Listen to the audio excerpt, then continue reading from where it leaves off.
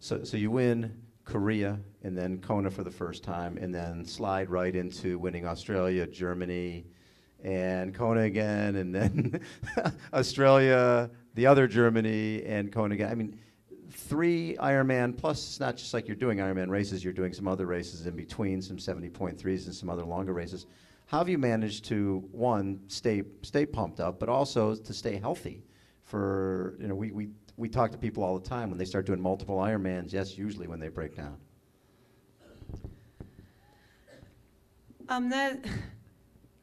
I've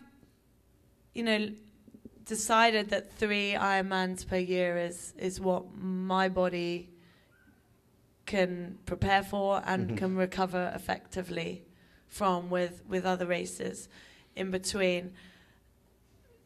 There's a number of ways in which I stay healthy, and obviously a good training program is one of those. You know, listening to my body and really being receptive to the signals that it gives me is another way. I devote all of my life to, aside from the non-profit work that I do, to this sport. You know, it's not just about when I'm training and getting my heart rate up. It's 24/7 for me. So it's when I sleep, it's when I eat, it's when I rest. You know, everything is geared towards being the most successful athlete I can be. So I let one of those lapse and my performance will definitely suffer. But yeah, an effective training program, a great support network behind me that, you know, allows me to do what I do. My physical therapist, a massage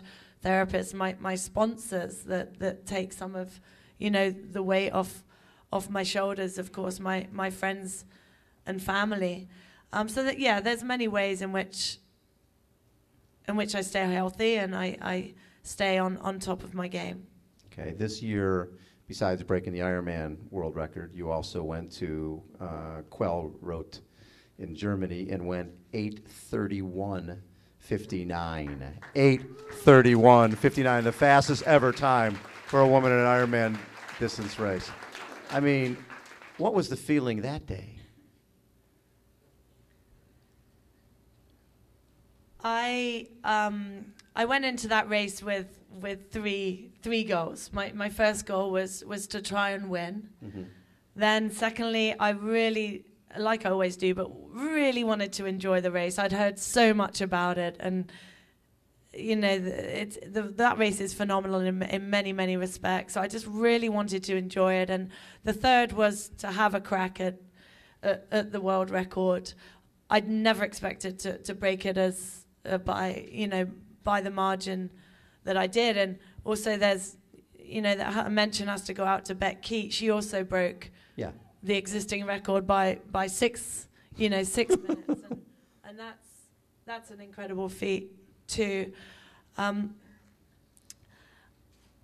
I was torn when I crossed the finish line. I was absolutely elated, and my family and many friends from the UK were there to watch, and that for me is so important, to be able to share it with the people that have been with me on my journey before triathlon and now during triathlon.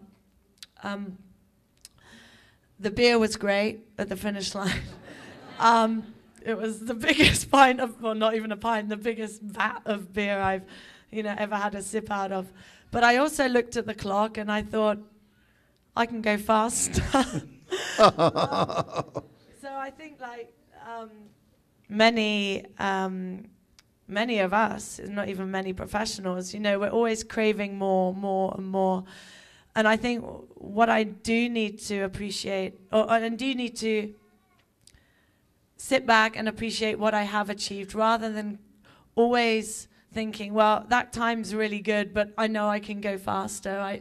I really need to consciously sit back and reflect and think, I'm so incredibly proud of doing that time, and hopefully next year I can improve and I can go faster. But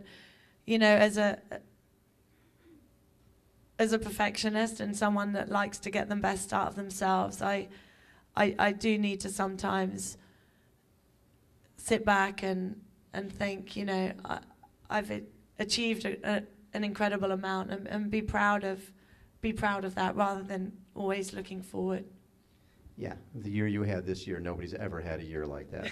It's unbelievable. And you mentioned Rebecca Keat, and there seems to be this really wonderful camaraderie among the pro women. I mean, I have a hard time believing that Chris McCormick would have thrown a quick fill to Norman Stadler last year if he was sitting on the side of the road with a flat tire. But Rebecca Keat didn't hesitate to throw you a quick fill, and you would have done the same for her. What is it that, obviously you have to compete with these women, but at the same time, these are your friends. Yeah, I mean, what Beck Keat did kind of epitomizes everything that's great about our sport and the relationship that there is between the professional athletes, the professional female athletes, and between, you know, the males as well. For me, I mean, I'm incredibly, incredibly competitive, and I'll fight every step of the way. But it's not a personal thing, you know, right, against my other competitors. And yeah, if someone else was in dire straits, then I would help them. But like I said, I've met some fantastic people, and all of the professional women that I've met, I really like, and I enjoy spending my time with. Right. What was interesting is last year, Chris McCormick won, I think it was Ironman Germany, and you were in that same race and won that race. And it's a multiple loop run course, correct? So Chris McCormick was on a radio show, and he said, yeah, I got to tell you guys this. I was doing the marathon, and I've got Aniko Llanos 3 seconds behind me, and we're going by Chrissie, who's on her first loop, and we're on our second loop. And all of a sudden, Chrissie is running with us and cheering for us while I'm dying. She is running next to us and going, come on, Chris, you can go faster. Who's behind you? And he's like, Llanos, he's right behind me. Leave me alone. And he said for 1.5 miles, Chrissie Wellington was running next to these guys, cheering the whole time. And he's like, I'm so glad that she's not racing with us. Speaking of that, the term is getting chicked. And Chrissie Wellington is leading the league. You came off the bike in 40th in Kona last Saturday, and I think you finished 23rd, 22nd, something like that, and Cam Brown was looking back as you were coming down the final straightaway because he was about to get chicked himself. And this is a guy who ran 2:43 and won New Zealand for the 8th time this year. So for you, when you're out there racing, obviously you're racing against the women, but at a certain point when you've got this big lead, are you consciously thinking, okay, well, I want to move up, I want to get some guys, I want to get some more guys. What's going on here? Flip over all the cards here. We know what you're doing out there. I think there's a reason some of these guys are dropping out. They got to run. Where is she? Okay, I'm out.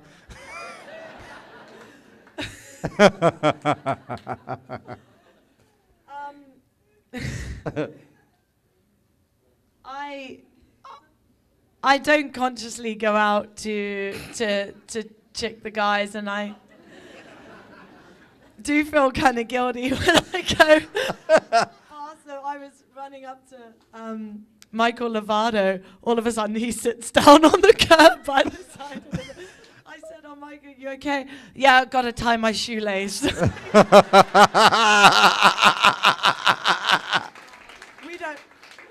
We don't wear shoelaces.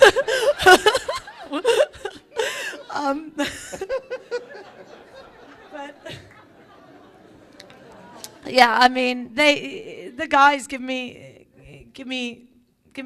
someone to chase down. But you know, I'm racing myself. Right. So I can only go as quickly as my body will carry me, which wasn't that quick in the latter stages of the marathon last weekend. But yeah, I mean, a lot of us suffered out there last weekend, and yeah, some of the guys did, and they got chicked. Yes, they did.